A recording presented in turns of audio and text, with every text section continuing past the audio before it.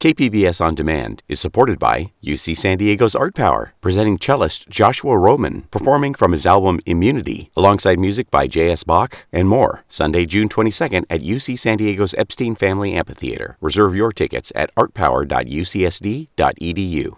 Today's episode contains mentions of suicide and rape. Listener discretion is advised. You are listening to Port of Entry.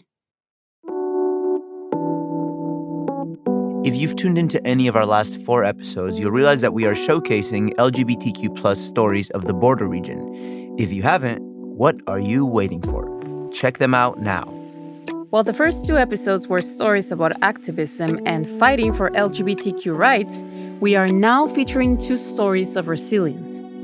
Specifically, of finding one's voice within a sea of hostility. This episode is still in that vein, with one slight variation. The language we will be using in today's episode may be confusing for some. Mi nombre es Andres Hernandez y me considero un artista visual. Andres first popped up on our radar when KPBS art and culture correspondent Julia Dixon Evans told us about the work of this queer border artist. Andres is an award-winning visual artist and writer, and her main line of work is in illustration, photography, and writing. Some of Andres' work has been selected to join regional and national selections, like that of San Diego's Athenaeum Music and Art Festival and the Colloquium for Art and Gender of Mexicali. Her work is part of the archives of the prestigious library of the New York Metropolitan Museum of Art and Mexico City's Plataforma de Imágenes Contemporáneas. Soy una persona no binaria. Mis pronombres en inglés son she, her, o they, them. Y en español, ella o ella. Andres is a trans non-binary person. That means Andres does not identify as male nor female. So Andres uses female and plural pronouns to refer to herself or they-self, but for the sake of convenience, we'll stick to the female pronouns. Like the story we shared in the first part of this Finding Your Voice series, Andres has found it quite challenging to carve a space for herself in this downright hostile world, often feeling isolated and marginalized.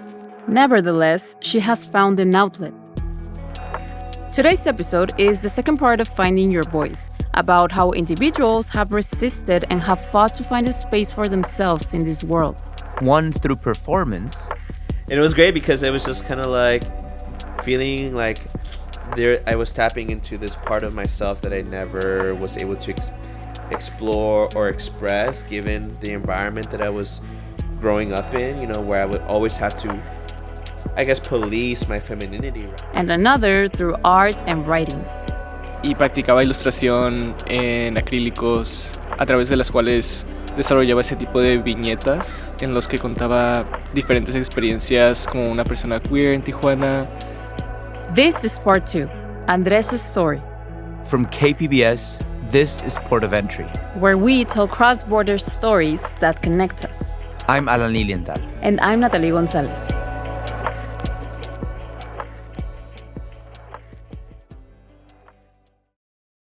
KPBS On Demand is supported by the San Diego County Toyota dealers, presenting the new 2025 Camry with refined design and performance. Visit your local Toyota dealer to learn more about all the features the new 2025 Camry offers. The San Diego County Toyota dealers. We make it easy.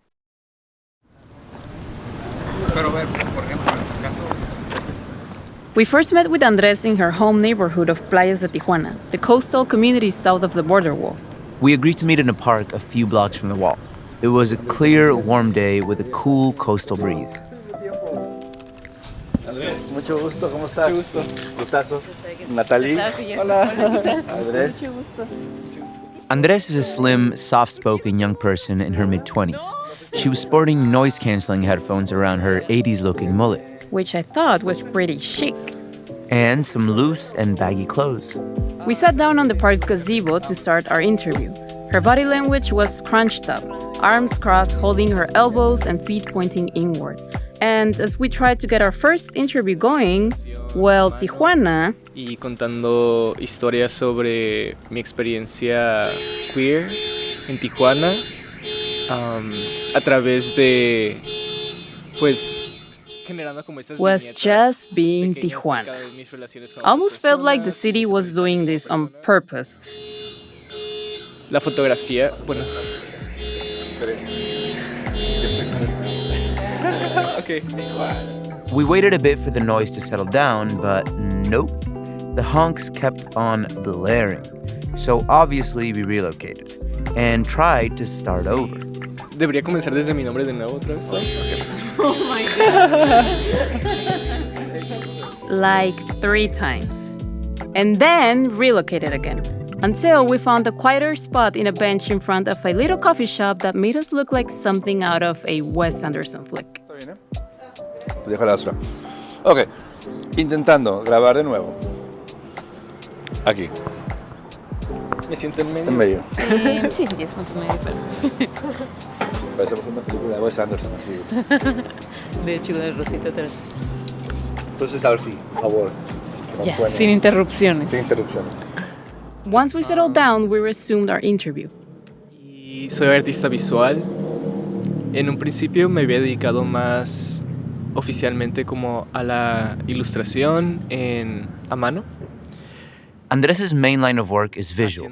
She's well known for creating small vignettes in which she depicts different events of her life, from the mundane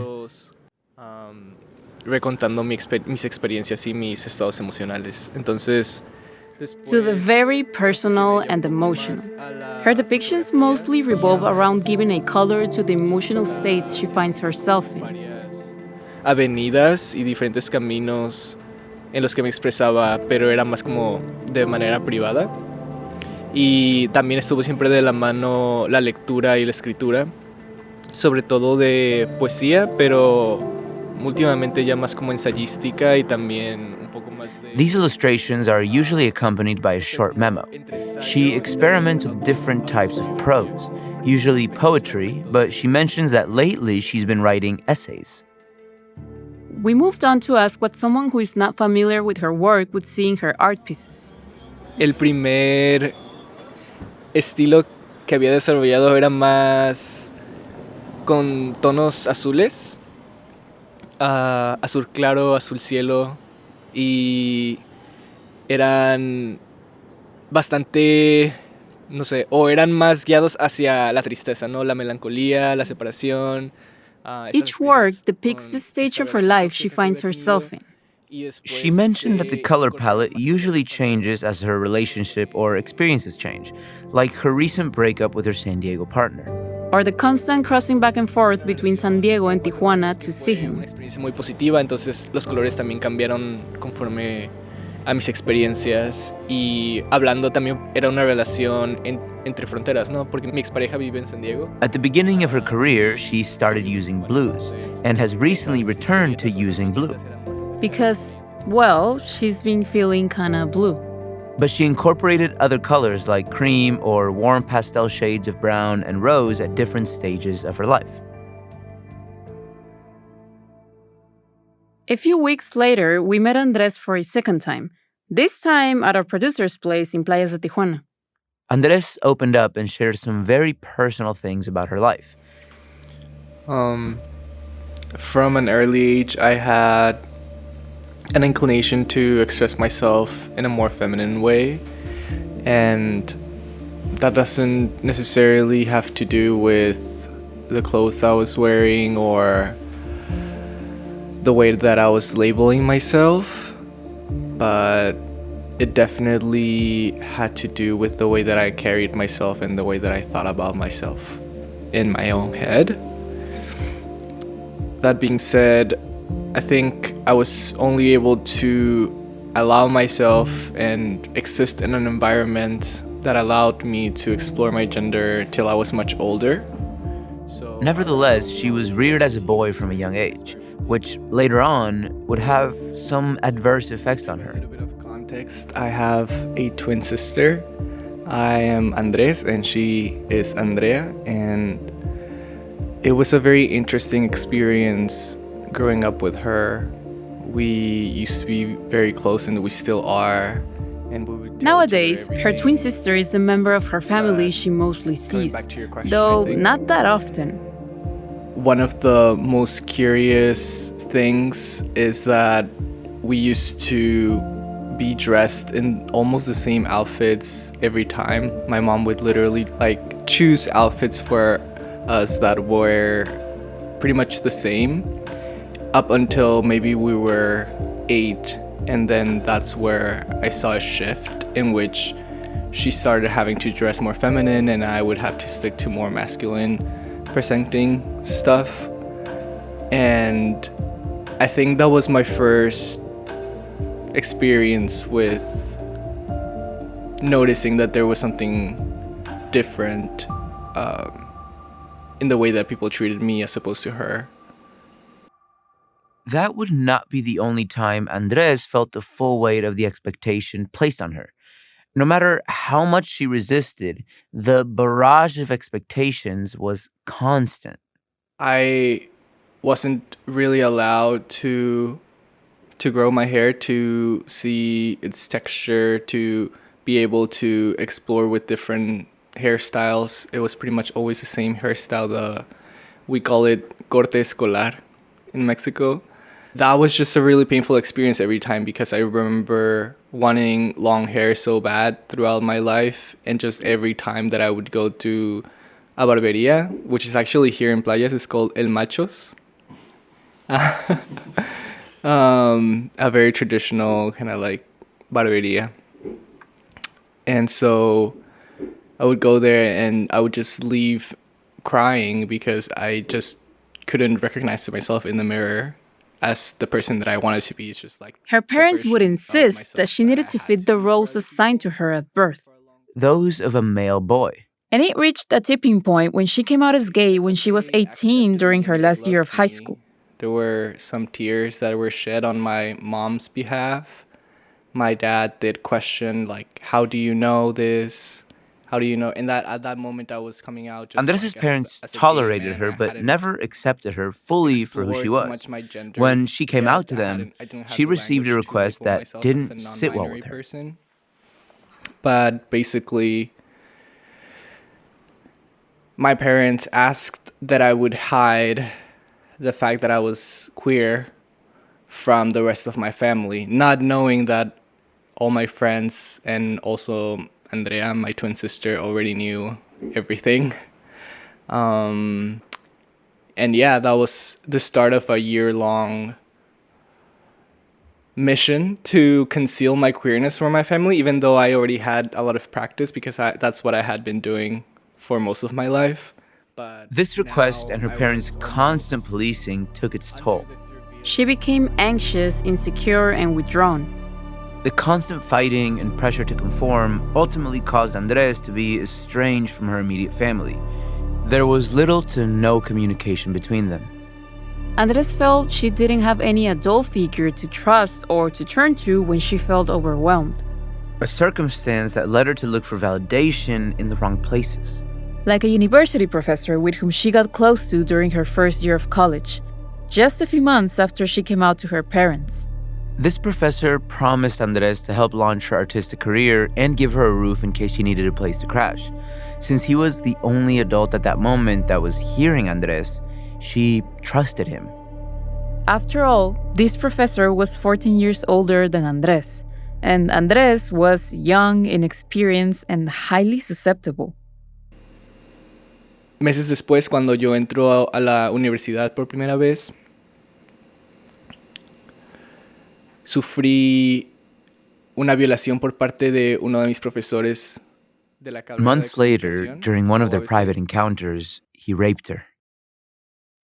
Esto fue una de las razones por las que nunca pude decirle a mis padres sobre ese caso, ¿no? Por el hecho de que ellos me habían pedido que ocultara mi sexualidad y pues mi primer encuentro sexual fue una violación. Y yo no pude comunicarle eso a ellos porque por el miedo que tenía a que me dijeran que no había sido lo suficientemente cuidadosa como para que eso no sucediera. Given the strained relationship with her parents, she was hesitant to share with them what happened. She was afraid that they would blame her for not being careful enough. for attracting that sort of attention, for not concealing her queerness enough.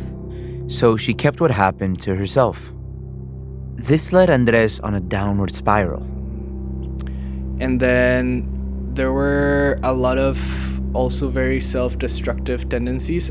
It's not a healthy coping mechanism, but I definitely had to do that in order to cope with the sexual assault and with the rejection from my family. I isolated. I had sex with a lot of strangers, and I wrote Andres about hit all rock of bottom, this. to a point that she wanted a way out.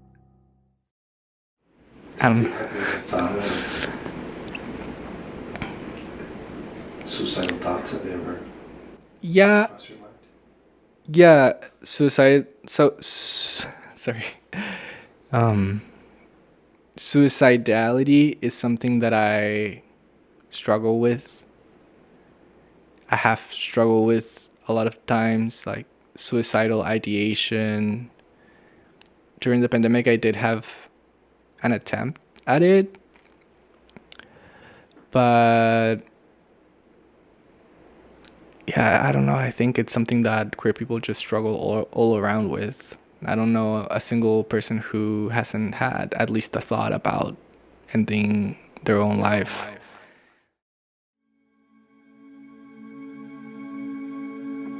Luckily enough, Andres saw a light. Art was definitely one of the things that kept me alive during that time. I used to write a lot of poetry and just general diary entries. I don't know how to describe it, but it was just a vomit of words, nothing very structured or anything, but a lot of poetry came out of it. Writing, illustrating, and photography helped Andres channel that pain into more positive outlets. Her poetry, illustrations, and photo collages resonated with a lot of people. Some of whom started reaching out to her. What was different, I think, is that by documenting these experiences and reaching a lot of people through them, I was able to fill in the gaps from what I felt was missing in my family environment. So someone to validate me and relate to the experiences that I had gone through, and not question me or police me or try to make me feel like I was guilty for the experiences that I went through. I've met a lot of friends. I met the San Diego art community, the Tijuana art community, that was able to talk openly to other people, and other people definitely have opened up to me. And to an extent that hasn't fully put away the self-harm. There's still a lot that I struggle with, and there are periods in my life where it's really hard to not go back to that. But I think I'm getting better at it, and it's thanks to the people that I've met through my work that I don't think I would have been able to meet them or reach them in any way had I not decided to share the pain that I had gone through. The community of folks that Andres met through her work eventually connected her with the LGBTQ+ community in San Diego and the LGBT center there. She recalls the first time she volunteered at the LGBT center. Something in her opened up. That's the first time that I remember people wearing name tags in which your name was provided, but also it was next to the pronouns that you would like to use or be referred to as. So I remember looking at that name tag and feeling the freedom to, I believe at first I gravitated towards the pronouns she, her. It wasn't until later that I changed them to she, they. But for me, that was the first instance in which I was not only allowed to explore, but it was the first instance where I was even made aware that was something that I could choose. I could choose how people referred to me. San Diego and the LGBT Center proved to be a safe space for Andres to drop her guard. something she couldn't do back in Tijuana. We asked her if there was a palpable difference between being herself in San Diego as opposed to Tijuana.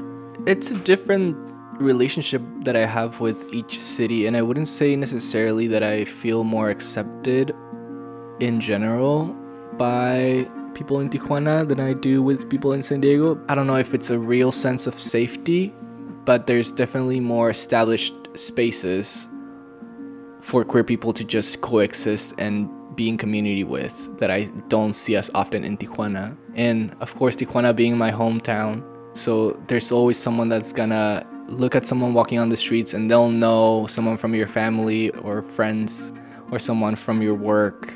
And so I think that limits a lot of the way that you can just exist and go out and hold someone's hand in public or be affectionate with someone in public or dress a certain way that you want to. And when I am in San Diego, not only is my family not in near proximity to me, but the areas where you can go and you'll see a lot more of a diverse scene. It comes down to everything, right? So even from the fact that I can take more walks over there and that's better for my mental health, to the fact that here I have to think twice if I want to go outside because they just murdered someone down the street and I want to just be cautious not to be walking around.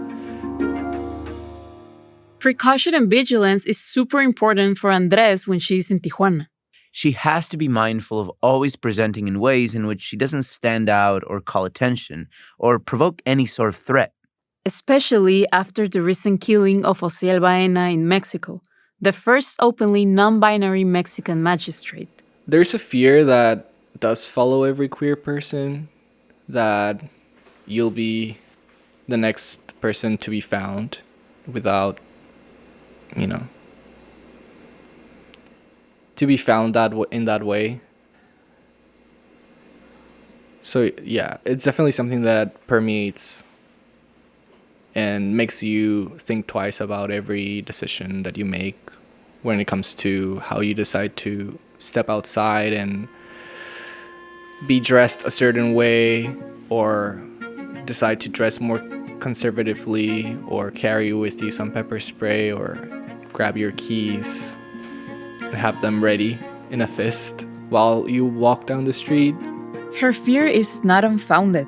A report by Transgender Europe, a nonprofit that monitors the statistics of transgender people all over the world, revealed that Mexico is the second deadliest country for trans and gender diverse people in Latin America, surpassed only by Brazil. So walking down the street in Tijuana with a skirt, tank top, and makeup as she did in San Diego? Out of the question.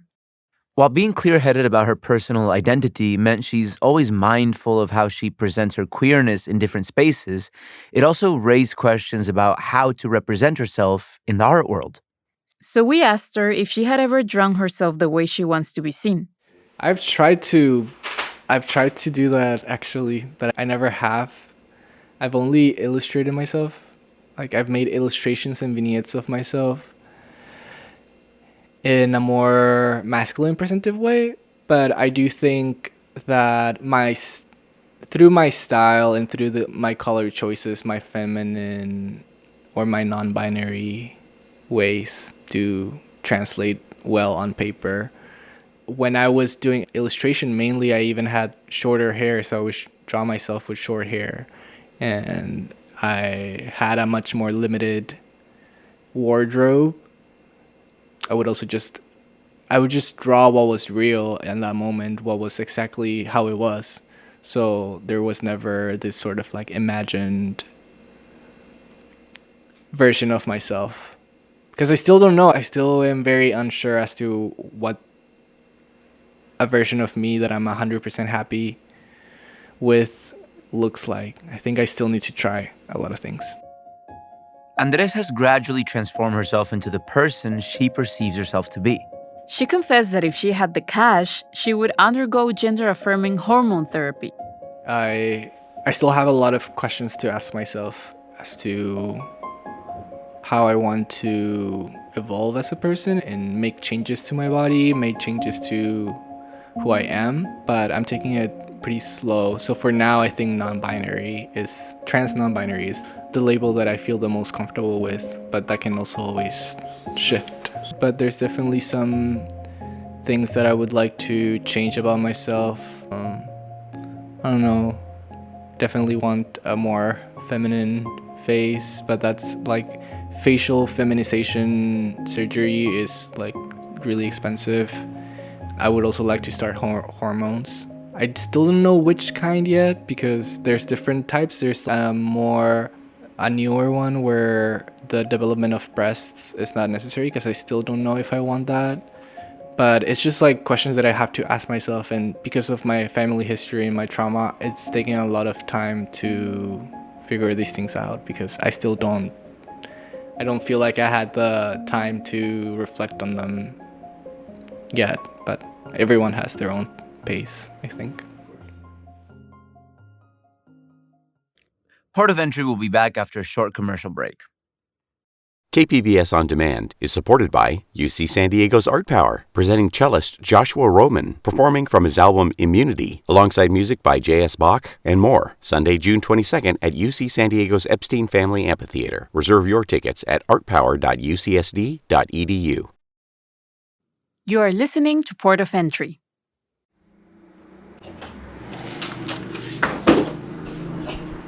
When Andres met with our producer in Playas again, she was wearing her signature headphones over her mullet and carrying a tote bag full of her work. Sí. Bueno, traigo muchas cosas, más como mi trabajo que me cabe aquí en mi maleta. Entonces traigo como desde mis inicios, no sé, hay mucho papel, entonces no sé si quieres ver esto como en una mesa porque hay mucho viento.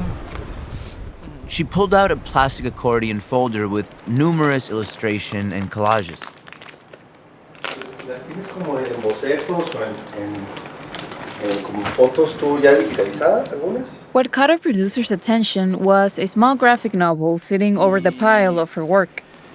Bueno, básicamente fue durante la pandemia y me dieron una beca para publicar este libro relacionado con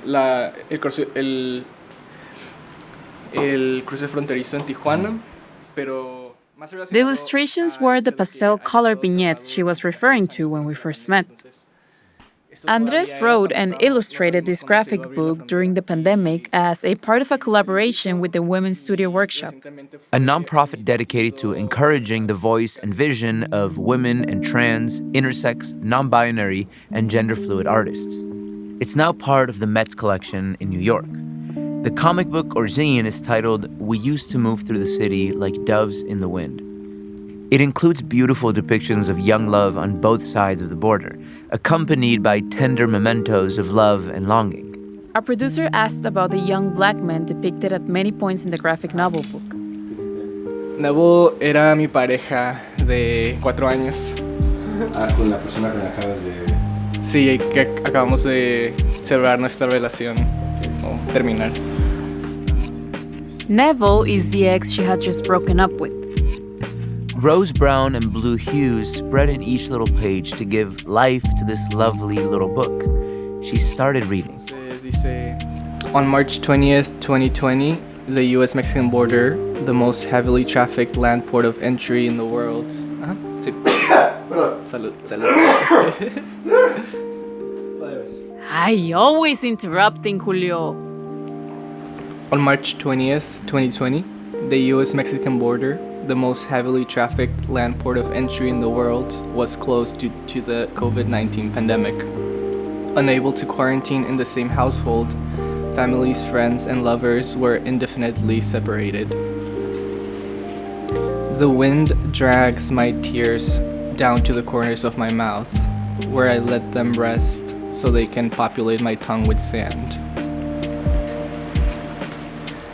I think about when I was younger, how I used to run from my parents' home, all the way to this beach, all the way to this brown fence that rose to mark the limits of my country. This fence keeps growing taller, making space for more names to be written on. Ahora sí. Gracias. Hola, mucho gusto, Julio. Andrea. Mucho gusto. ¿Cómo estás? Bien. ¿Listo? Sí. ¿Estás? Bien. At one final meeting between Andres and our producer Julio, they met at a little cafe in Playas. Andres brought her twin sister with her. They often meet at this cafe to catch up and eat conchas con nata. Uy, qué rico.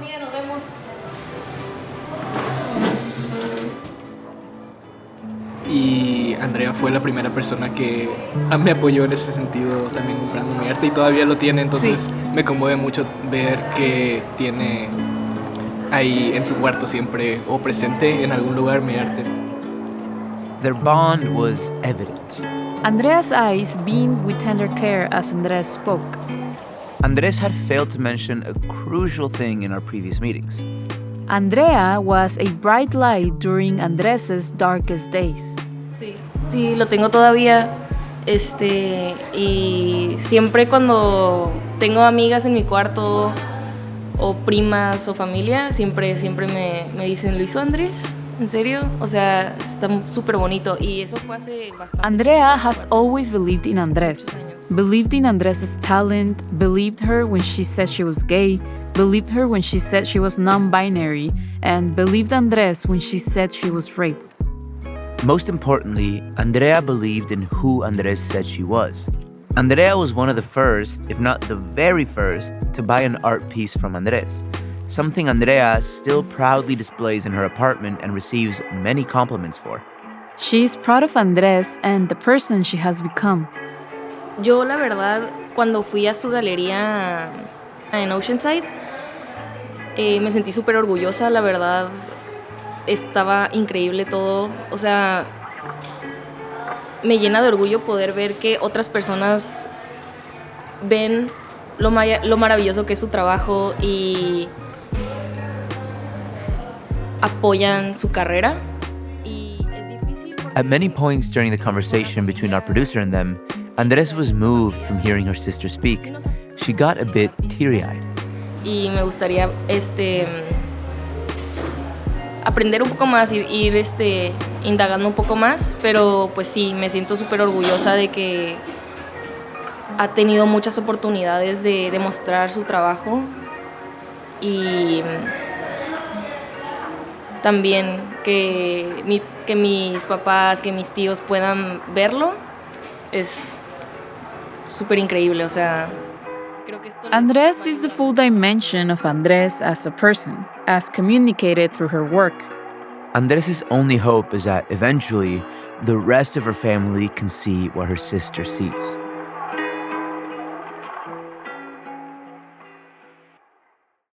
If you or anyone you know is a rape survivor, please reach out to the National Sexual Assault Hotlines at 1-800-656-4673. Help is available.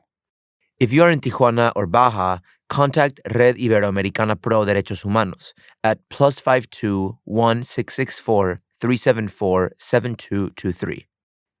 If you or anyone you know is struggling with suicidal thoughts, please dial 988 for help. You are worth it. Your life is worth it. Producer's note.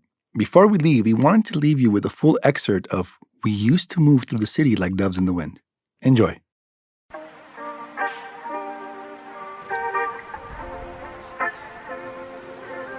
On March 20th, 2020, the U.S.-Mexican border, the most heavily trafficked land port of entry in the world, was closed due to the COVID-19 pandemic.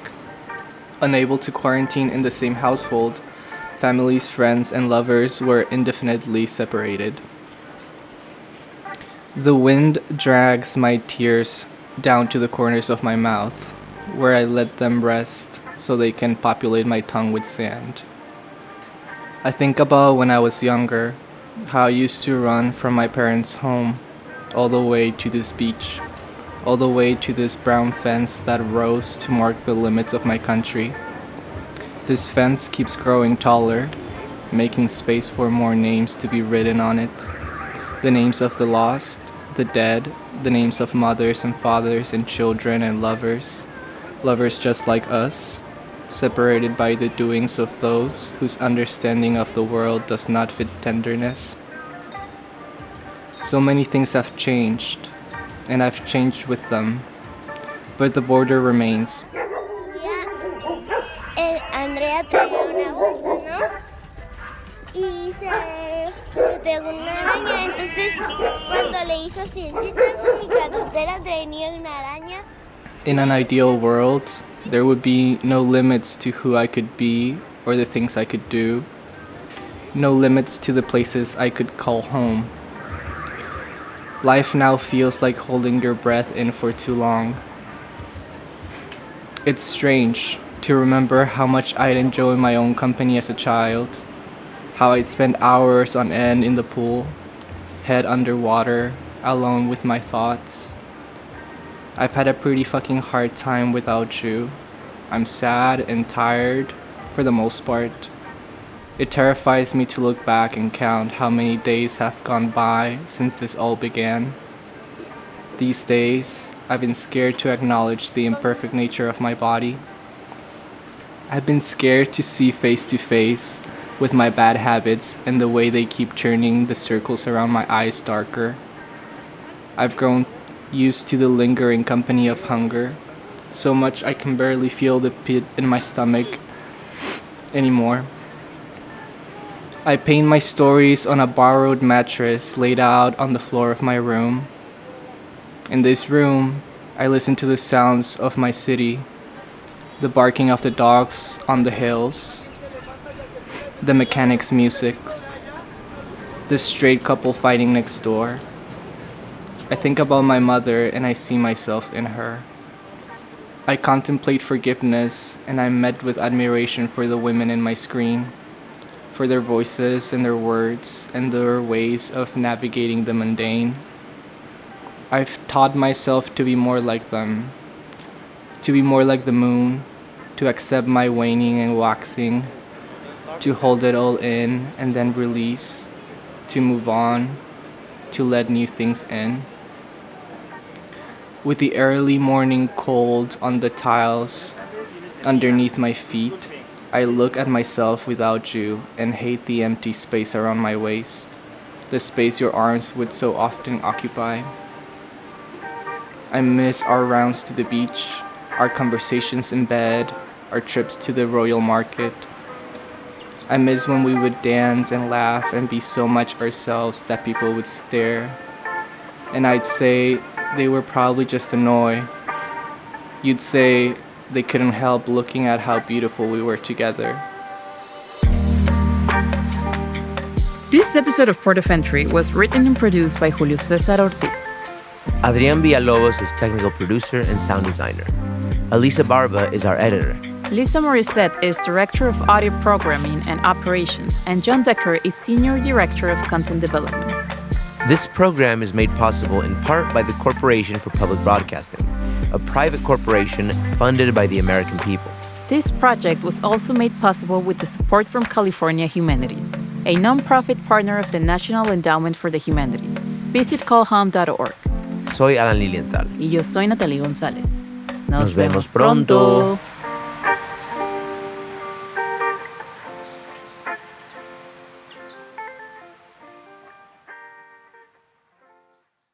KPBS On Demand is supported by UC San Diego's Art Power, presenting cellist Joshua Roman, performing from his album Immunity, alongside music by J.S. Bach and more, Sunday, June 22nd at UC San Diego's Epstein Family Amphitheater. Reserve your tickets at artpower.ucsd.edu.